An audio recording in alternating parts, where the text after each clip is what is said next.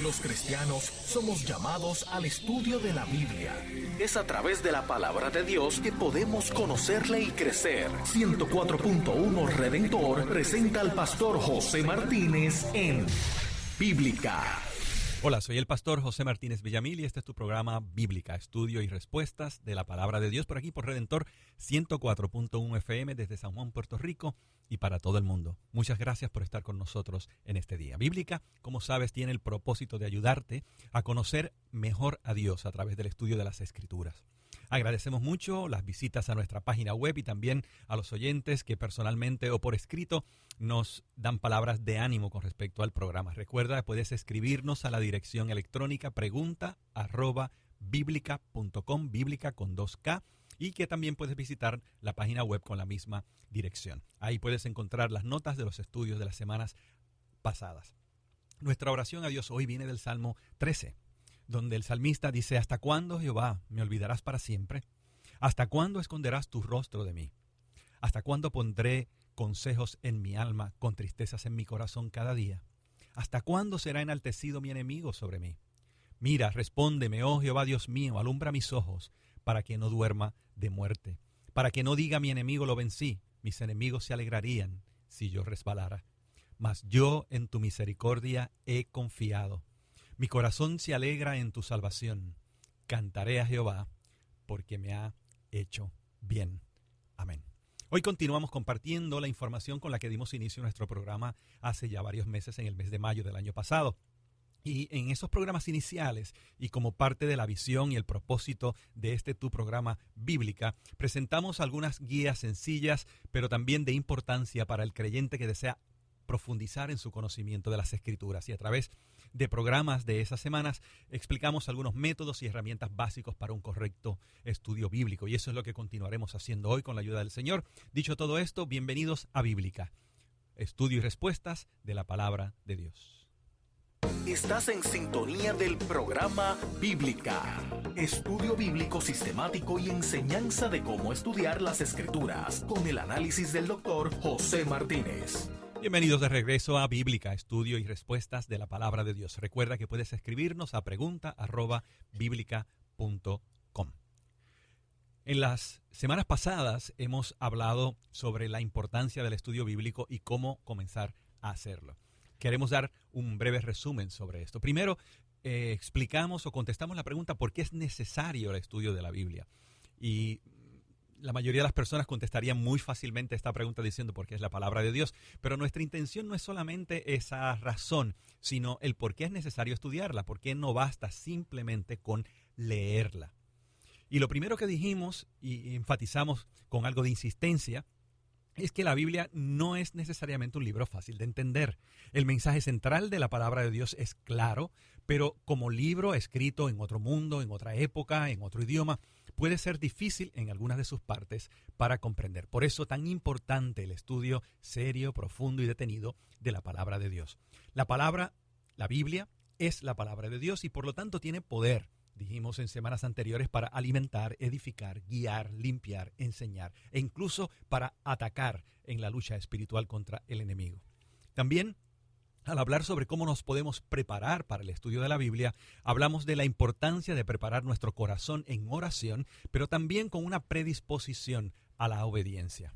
Recordando también que cuando nos acercamos al estudio de la Biblia no dependemos de nuestra capacidad intelectual. Tenemos como ayudante, como guía más bien, como iluminador, al mismo inspirador, al mismo autor de las Escrituras, al Espíritu Santo.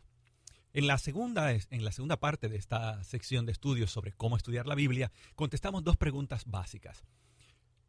¿Qué es lo importante al estudiar un pasaje de la Biblia? Identificar cuál fue la intención del Espíritu Santo al inspirar esa palabra en el escritor original. A ese proceso por el cual uno llega a entender qué fue lo que entendieron los primeros oyentes o los primeros lectores de las Escrituras se le llama exégesis. Ahora también, la segunda pregunta es: ¿cómo aplica eso que yo descubro a través del exégesis a mi vida hoy, 2000 años después, en Puerto Rico y en una cultura hispanoamericana? A eso se le llama hermenéutica, aunque como veremos hoy, algunas personas usan hermenéutica para referirse a las dos tareas, tanto la exégesis como la hermenéutica, yo prefiero hacer distinción entre ellas por las razones que ya hemos explicado. A través de la exégesis, nosotros descubrimos qué dice la palabra de Dios, o mejor dicho, qué dijo la palabra de Dios a aquellos para los que inicialmente fue escrita.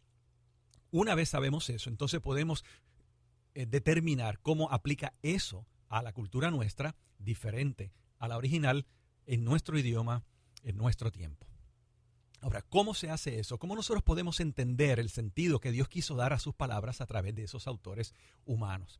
Aquí comenzamos a dar, y continuaremos hoy, una lista de guías sencillas que nos pueden ayudar a acercarnos al estudio de la Biblia con respeto.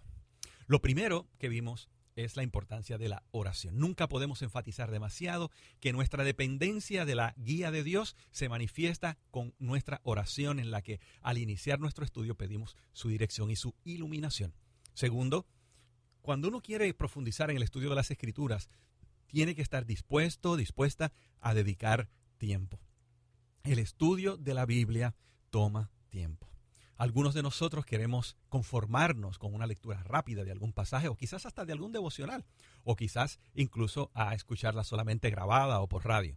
Es importante, aquellas personas que quieren conocer más a Dios, que solamente lo pueden hacer a través de las Escrituras, es lo primero que deben aceptar. Y segundo, que toma tiempo sentarse a estudiar sosegadamente con la iluminación del Espíritu Santo. Tercero, hay que considerar o recordar cuál es el autor detrás de este libro. Aunque Dios es el que inspira cada uno de estos libros, y eso lo sabemos y lo creemos con todo nuestro corazón, también sabemos y creemos que Dios usó a estas personas y que algo de la personalidad, de la intención de esa persona se manifiesta en sus escritos. Y eso es lo que nos permite, por ejemplo, distinguir los evangelios de Mateo, Marcos, Lucas, con sus énfasis diferentes, aunque fueron inspirados por el mismo Espíritu Santo.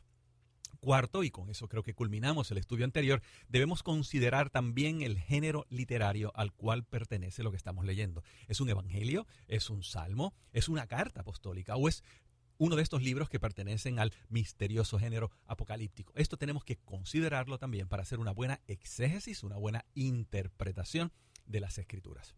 Y ahora continuamos con el paso número 5, que es leer. Y al leer nos referimos a que tenemos que aprender a leer bien. Y leer bien no queremos decir que podamos leer de manera fluida y rápida o quizás elocuente, sino que primero nosotros tenemos que, leyendo las Escrituras, y a veces incluso ayuda a hacerlo en voz alta, estar seguro que estamos viendo lo que el texto dice. Estoy seguro que a todos nos ha pasado, hemos leído un verso tantas veces que ya apenas lo vemos, apenas lo miramos, porque algo en nuestra cabeza sabe lo que sigue. Y eso muchas veces nos puede privar de entender o de ver los ojos con una frescura, con una mente nueva, con unos ojos nuevos. Y repito que a veces ayuda en esta parte leer en voz alta. No olvidemos que muchos de estos libros en la Biblia, especialmente o principalmente las cartas que vemos en el Nuevo Testamento, fueron escritas para ser leídas en la congregación, no necesariamente, mejor dicho, para ser escuchadas en la congregación, no necesariamente leídas. Y muchas veces al leerlas en voz alta, o aquellos que prefieren memorizar, al pronunciarla en voz alta, podemos recibir algo de la cadencia de los pensamientos y una claridad mayor en su mensaje. Estamos leyendo entonces, leyendo bien, leyendo con calma. Lo siguiente dentro de la lectura es estar seguros que nosotros podemos entender las palabras que se están usando. El vocabulario en español es amplio y nosotros, probablemente ninguno de nosotros conoce todas las palabras del idioma y tampoco todas las palabras que aparecen en el Nuevo Testamento o en la Biblia, el Antiguo Testamento también. Así que es importante tener un diccionario regular de que nos explique el significado de palabras en español. Nunca he olvidado a un querido predicador que estaba esmerado en tratar de explicar a un grupo de jóvenes cómo Dios nos consideraba valiosos para Él, y para decirlo o para probar su punto, estaba usando un verso de la Biblia donde decía: ustedes son muy caros para Dios. Pero en ese caso, caros no significa costosos, sino estimados. Eso es un ejemplo sencillo de cómo nosotros debemos tener un diccionario regular al lado nuestro cuando estudiamos las Escrituras. Lo otro que tenemos que hacer en la lectura de la Biblia es leer el pasaje varias veces. Es imposible entender la palabra de Dios con una lectura apresurada, ajorada. Debemos leerlo con calma, varias veces, especialmente pendientes a las palabras que se repiten. Por ejemplo, cuando uno lee el primer capítulo de la carta a los Filipenses, uno va a notar que la palabra todos se repite con una frecuencia impresionante. Casi en cada verso aparece la palabra todos o una versión de esta palabra, y eso ya nos debe alertar que quizás hay algo importante detrás de esa repetición. En el caso de Filipenses, sin duda tiene que ver con el problema central que había en esta iglesia, el problema de la desunión, particularmente entre sus líderes. Cuando leemos también varias veces, estamos pendientes no solo a las palabras que se repiten, sino a los temas que se repiten. Es imposible, por ejemplo, leer la carta a los Romanos sin darnos cuenta de cómo se repite la palabra justicia o justificación, o cuando leemos Gálatas, cómo se repite tanto ley. Estas repeticiones son guías que nosotros tenemos para determinar la importancia de dichos temas en estos libros en particular. Seguimos leyendo, leemos con calma, leemos con un diccionario, leemos varias veces y ayuda muchísimo, especialmente aquellos que no tenemos una destreza absoluta en los idiomas originales, a leer el pasaje en varias versiones, porque nos ayuda a notar esas diferencias que hay, esas repeticiones que hay y sin lugar a dudas nuestra comprensión. Al traducirse un verso de diferentes maneras, con las diferentes palabras con el mismo sentido, nos ayuda grandemente a entender algunos de los matices de las palabras y de los versos. Algo bien importante, aún hablando de la lectura, como paso quinto en nuestro estudio de la palabra de Dios, es el leer el pasaje completo. Y esto es clave para aquellos de nosotros que predicamos la palabra de Dios, enseñamos la palabra de Dios, que nosotros tengamos una comprensión, aunque sea general, del libro del cual estamos predicando. Un ejemplo, estamos predicando, digamos, de el milagro de Jesús en las bodas de Caná de Galilea. Pues es importante, cuando nosotros vamos a hacer un estudio más profundo, que conozcamos el Evangelio de Juan. Por lo menos debemos leer los capítulos que anteceden y que siguen al evento de la transformación del agua en vino, porque eso nos va a ayudar grandemente. En otros casos, incluso, por ejemplo, cuando hablamos de las cartas apostólicas, es muy importante leer la carta de una sola vez, de un solo tirón. Porque hay aspectos de las cartas apostólicas, incluso de cualquiera de los libros de la Biblia, que pueden perdérsenos cuando nosotros interrumpimos nuestra lectura leyendo uno o dos capítulos. Debemos sacar el tiempo cuando estamos estudiando, repito, seriamente y en profundidad para poder leer el pasaje completo de una sola vez, y la experiencia es enriquecedora porque nuevos aspectos de la lectura y del mensaje de Dios en esa palabra salen a relucir rápidamente. Te recuerdo que estás con nosotros en Bíblica, Estudio y Respuestas de la Palabra de Dios por Redentor 104, que estamos repasando, más bien repitiendo algunos de los programas iniciales que dieron, que fueron los primeros de este programa Bíblica hace meses ya, porque este programa tiene el propósito de ayudarte a entender la Palabra de Dios, no solamente de guiarte en el estudio sistemático, expositivo de la palabra, sino también a ayudarte a tener las herramientas para que tú misma puedas hacerlo. Así que eso es lo que estamos haciendo en este momento. Y como paso número 6 al acercarnos al estudio de la Escritura, esto es bien útil para un tipo de persona y es hacer una lista de preguntas. Lees el texto y el texto, la lectura primera del texto o la segunda lectura levanta en ti algunas interrogantes. Anótalas y asegúrate que cuando estás finalizando el estudio has contestado a todas tus preguntas. Séptimo, y esto ayuda mucho de nuevo a un tipo de lector bíblico, y es dividir el pasaje bíblico en párrafos o en secciones, porque esto nos ayuda increíblemente a seguir el argumento del escritor bíblico, y esto de nuevo se nota mucho en las cartas apostólicas. Recuerden que las cartas tienen un propósito, están atendiendo una o varias situaciones de la iglesia a la cual van dirigidas, y que leerlas y entender sus diferentes secciones, o más bien leerla entendiendo y pudiendo observar sus diferentes secciones, ayuda grandemente. Y aquí también la preparación quizás de un bosquejo que nos permita ver esos párrafos o secciones y entonces ver cómo cada párrafo o sección contribuye al argumento general de la carta. Un ejemplo de esto lo tenemos, por ejemplo, en Gálatas. La mención de Abraham es clave para entender la carta a los Gálatas, Pero si nosotros no nos aseguramos de que tenemos una comprensión general de las diferentes secciones de la carta, quizás no podremos entender tan claramente el papel increíblemente grande de este personaje bíblico en el mensaje de Gálatas. Y también lo notamos en Filipenses 2, 5 al 8. Este es un pasaje hermoso donde se habla de que debemos tener la misma actitud de vida de Cristo Jesús. Usualmente nosotros tomamos este pasaje como una demostración, como una enseñanza bíblica de la realidad de la deidad de Cristo, de que Cristo es Dios, de la existencia en la preencarnación del Señor y el proceso de encarnación, etc. Y no es que ese pasaje no hable de ese tema. Lo importante, sin embargo, de ese pasaje en el contexto de Filipenses, y por eso tan importante dividir el pasaje en secciones, es que este pasaje en ese lugar tiene un propósito ético, tiene el propósito de decirnos a nosotros, así es como ustedes tienen que ser. Y eso, de nuevo, una lectura cuidadosa, dividiendo en sus diferentes secciones, un pasaje nos ayuda a determinarlo. Número 8, y eso nunca se puede enfatizar demasiado, son los temas relacionados al contexto. Debemos hacernos preguntas sobre el texto mismo, sus relaciones gramaticales. Por ejemplo, Romanos 1:17 es un verso importante, no solo en la Biblia, sino también en la historia de la iglesia. Este verso, Romanos 1:17, donde se habla de la justicia de Dios, fue clave en la conversión de Martín Lutero. Y eso ya de por sí nos indica que hay algo rico en el pasaje, y sin duda lo es.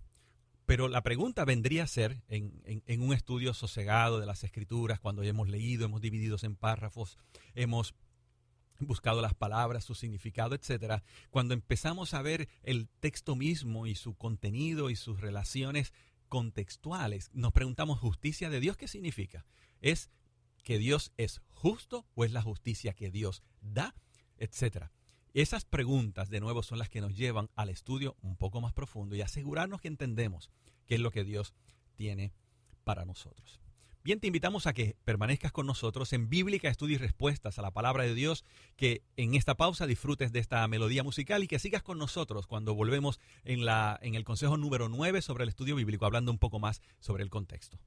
Esto es Bíblica.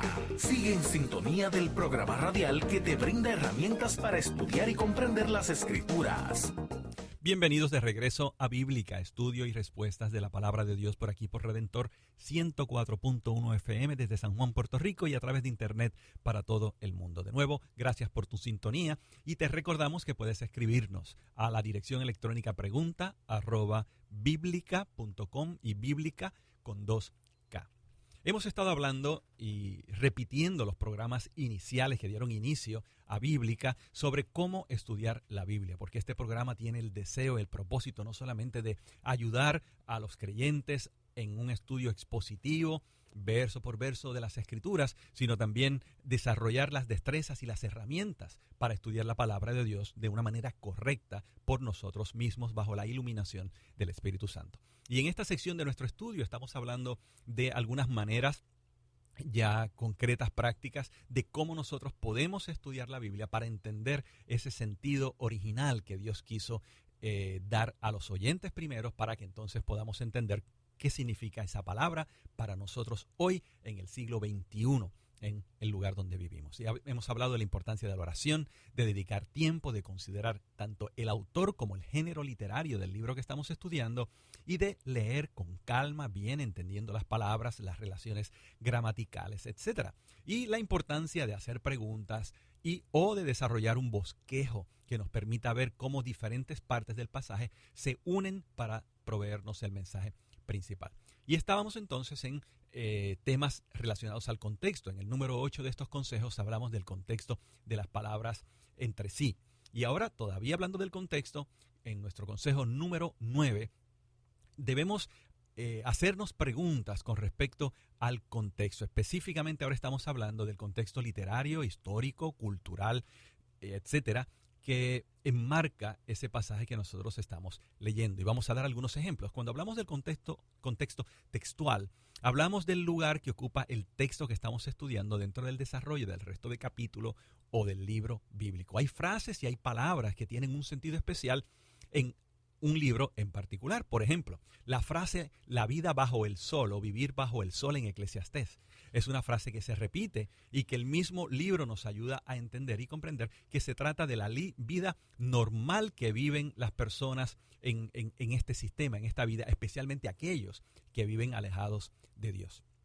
Hablamos del contexto literario cuando consideramos las estructuras más grandes del pasaje bíblico con respecto al libro en el cual lo encontramos, a su género literario, como hemos dicho ya anteriormente, etc.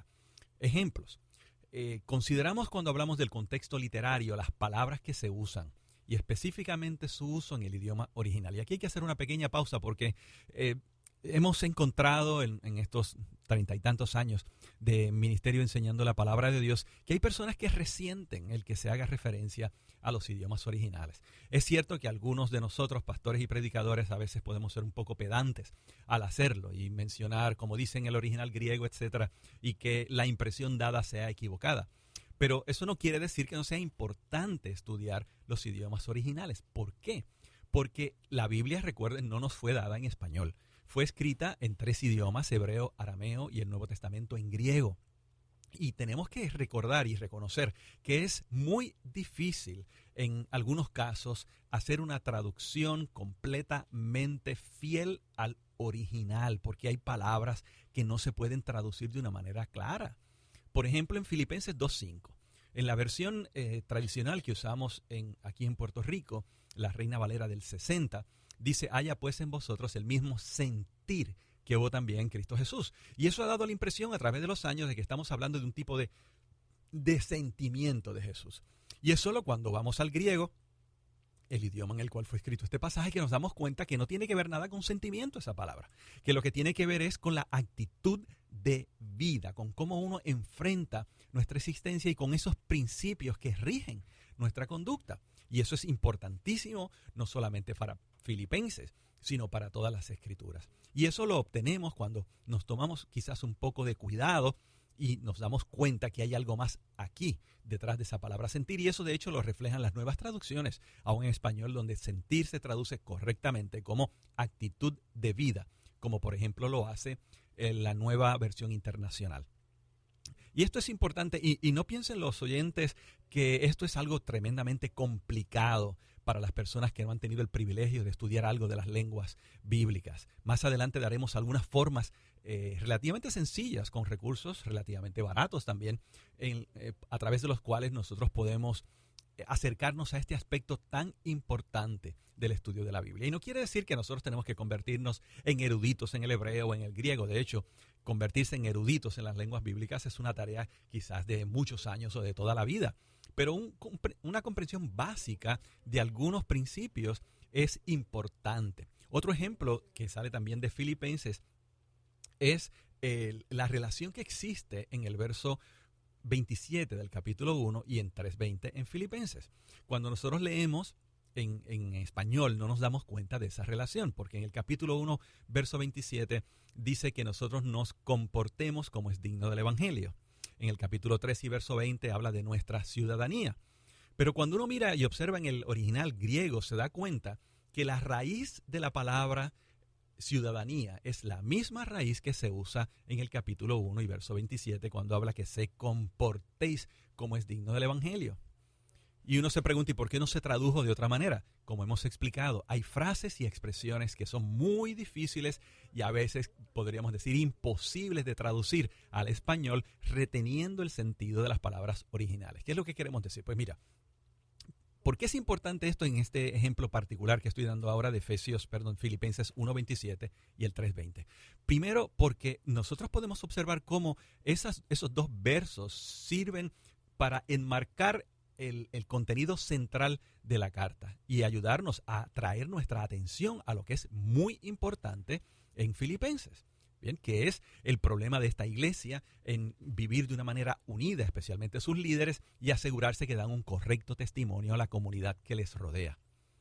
Observando que esta raíz se repite en el 1:27 y en el 3:20, nos ayuda a entender la centralidad de este tema en Filipenses. ¿Y cómo uno se da cuenta de esto? Pues este es uno de los casos donde el estudio del original, o ni siquiera el estudio, la consideración del original ayuda enormemente. ¿Por qué no se traduce diferente el 1.27? Porque no existe, por ejemplo, el verbo en español ciudadanar, que sería la traducción. Cuando habla de que os comportéis como es digno del Evangelio, la palabra que se usa es la misma que para ciudadanía, pero ahora en forma verbal.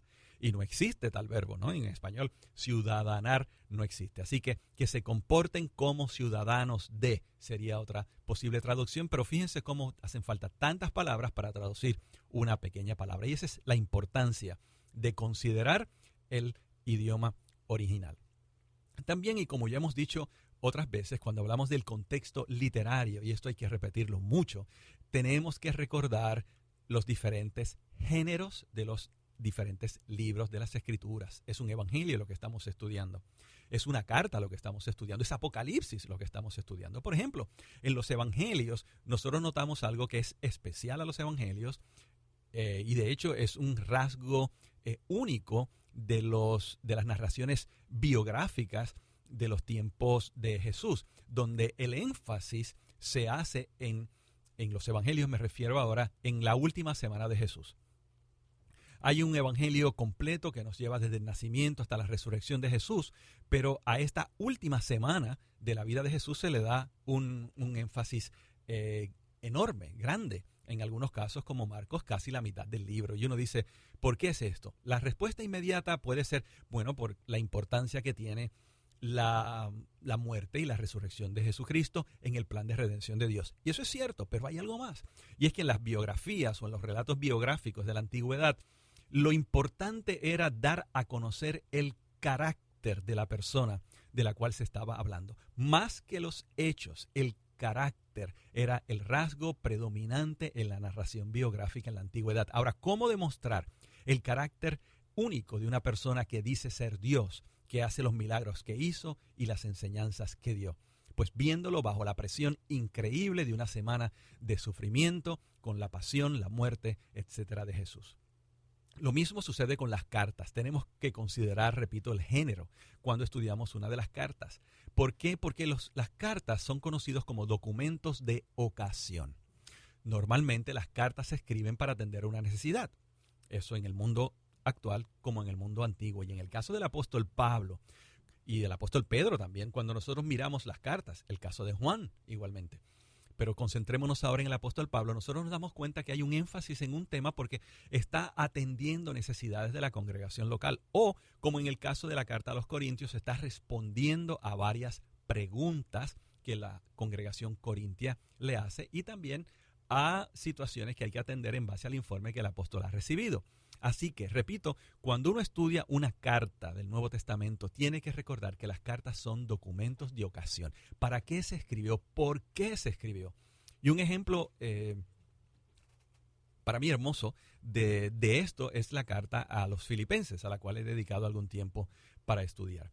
Y en Filipenses, uno de los problemas que tenemos o que hemos tenido para entender su mensaje central, que no es el gozo, como usualmente decimos, es darnos cuenta que es un documento de ocasión y que el apóstol Pablo está preocupado por cómo esta iglesia, que quizás es la mejor congregación de las que conocemos nosotros, fundadas por el apóstol Pablo, ¿qué pasa en esta iglesia que lleva al apóstol Pablo a escribir una carta que es dulce, pero a la misma vez tiene enseñanzas directas, incluso mencionando por nombre a algunos de los ofensores? ¿Cómo podemos entender qué está detrás de todo esto? Recordando que las cartas son documentos de ocasión. Identificar cuál es el propósito, los propósitos por los cuales esta carta se escribe es clave, repito, es clave para entender lo que una carta apostólica dice.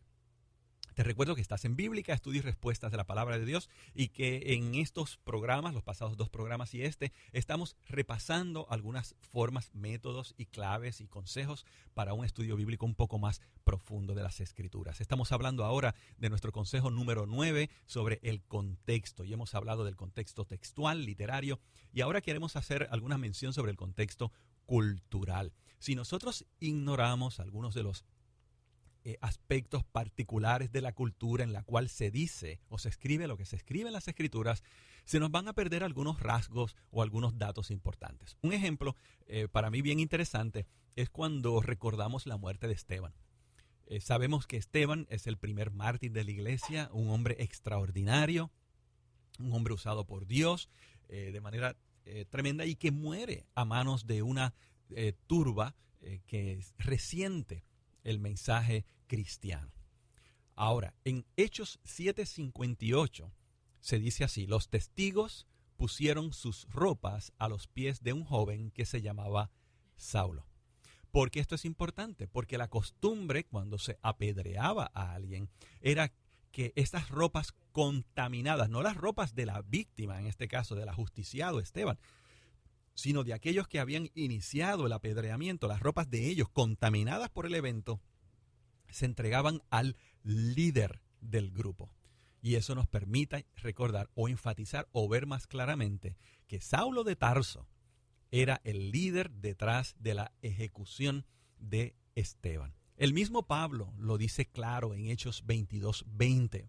Tiempo más adelante, cuando dice: y cuando se derramaba la sangre de Esteban, tu testigo, eso es hablándole a Jesús, yo mismo también estaba presente y consentía en su muerte y guardaba las ropas de los que le mataban.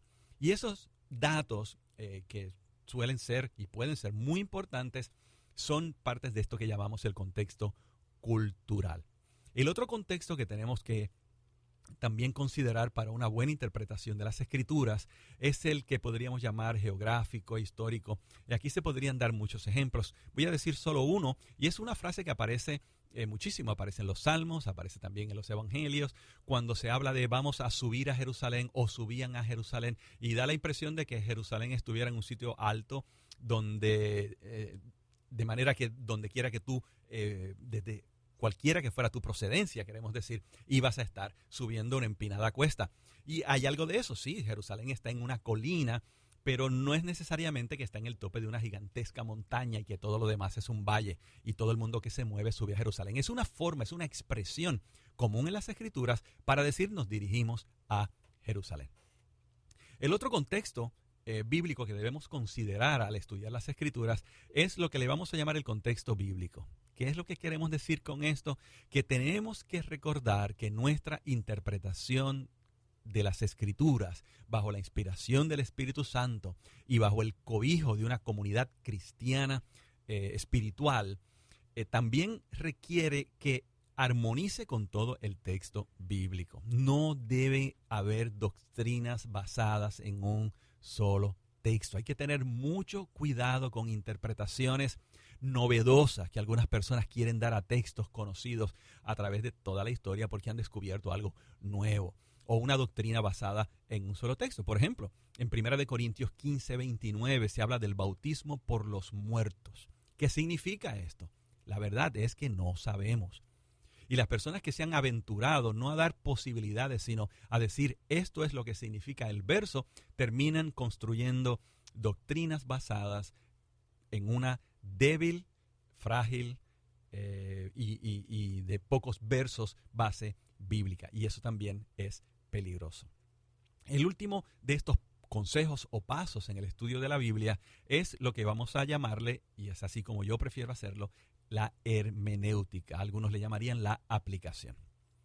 De nuevo quiero explicar que yo hago una distinción, y no estoy solo en esto, entre la exégesis, la interpretación, y la hermenéutica, la aplicación. Hay personas que prefieren usar el término hermenéutica para todo este proceso interpretativo y aplicativo. Yo creo que es muy importante que recordemos que el significado del texto lo determinamos a través del proceso de interpretación, de la exégesis, que es de lo que hemos estado hablando. Y que una vez nosotros tenemos una idea clara de qué es lo que significaron estas palabras para sus primeros oyentes o sus primeros lectores, entonces y solo entonces podemos hacer o determinar o proponer una aplicación al mundo moderno. La exégesis siempre debe controlar la hermenéutica. La importancia de estos me resulta difícil de sobreenfatizar porque es clave. Ahora no tanto en el estudio, sino en el resultado final del estudio, que es la enseñanza o la predicación de la palabra de Dios. A veces en nuestro empeño de saltar a una aplicación y de hacer nuestra predicación o nuestra enseñanza eminentemente práctica, cometemos el error de no pasar el tiempo necesario en entender qué dijo el verso, entonces, cuando se escribió, cuando se dijo, y qué dice el verso hoy, 20 siglos o 30 siglos después, a una audiencia completamente diferente. Saltarnos este proceso puede ser muy peligroso. Un ejemplo, aunque muy sencillo, lo vemos en Filipenses capítulo 4 y verso 13. Todo lo puedo en Cristo que me fortalece. Es un verso hermoso, pero es un verso que quizás hemos usado en contextos ajenos al de la carta a los filipenses. Y cuando uno hace eso tiene que tener mucho cuidado. Explico. Filipenses 4, específicamente los versos del 10 al 20, son una expresión del apóstol Pablo hermosa sobre cómo él ha aprendido sobre lo que llamamos el contentamiento, a estar contento cualquiera sea su situación, sea de escasez, sea de abundancia. Y es de eso de lo que está hablando el apóstol Pablo. Cuando él entonces dice, todo lo puedo en Cristo que me fortalece, está hablando de cómo el apóstol Pablo ha aprendido, como él mismo dice, ha aprendido a estar contento, sea pobre, esté en la pobreza. Y sí, en la Biblia grandes hombres de Dios han vivido con escasos recursos, no necesariamente de manera próspera, como tantas veces se dice hoy, y también ha aprendido a vivir cuando hay abundancia, porque sí, ha habido momentos en los que el apóstol Pablo ha recibido más de lo que necesita, como es el caso quizás de esta ofrenda que los filipenses le han dado. Entonces, cuando el apóstol Pablo dice, todo lo puedo en Cristo que me fortalece, se está refiriendo a esto en particular.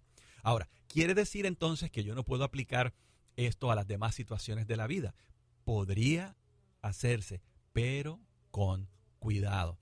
Porque una vez nosotros sacamos el pasaje de su contexto, claro, en las Escrituras, corremos el peligro de aplicarlo a situaciones donde no aplica. Por ejemplo, usar esta frase, todo lo puedo en Cristo que me fortalece, para básicamente transmitir la idea de que los cristianos somos seres superiores, o somos Superman espirituales, o que nosotros podemos enfrentar todas y absolutamente todas las situaciones porque Cristo nos fortalece. Este verso no nos convierte en superhombres ni en supermujeres. La enseñanza de él, en su contexto específico, es que el apóstol Pablo había aprendido a estar contento, tuviera poco o tuviera mucho. Y nosotros podemos aplicar entonces ese verso en ese contexto sin ninguna preocupación de que estemos forzando el texto. Cuando lo llevamos a otras situaciones, tienen que ser lo que algunos llaman situaciones comparables. Por ejemplo, puede aplicarse, sería una pregunta, todo lo puedo en Cristo que me fortalece, a una persona que está atravesando momentos de dificultad y de dolor. Por supuesto que sí, porque es una situación comparable a la que el apóstol Pablo estaba enfrentando. Ahora, ¿podría esto aplicarse a una persona que se ha propuesto en su empresa conseguir que sus ganancias el próximo año se multipliquen por 10? Pues ahí no, todo lo puedo en Cristo que me fortalece, no aplica de ninguna manera. Y esa es la importancia, nuevamente, del contexto del texto en nuestro estudio. La palabra de Dios es rica, es hermosa, es maravillosa, pero cuando la distorsionamos con una interpretación equivocada, cuando nuestra interpretación, nuestra exégesis no es correcta, nuestra aplicación, nuestra hermenéutica no va a ser correcta. Y créanme, a veces creamos unas situaciones difíciles y podríamos decir dolorosas para nuestros alumnos o los oyentes en la congregación al llegar a conclusiones que a las que la Biblia nunca nos permitió llegar. Estudiar la Biblia es un privilegio grande.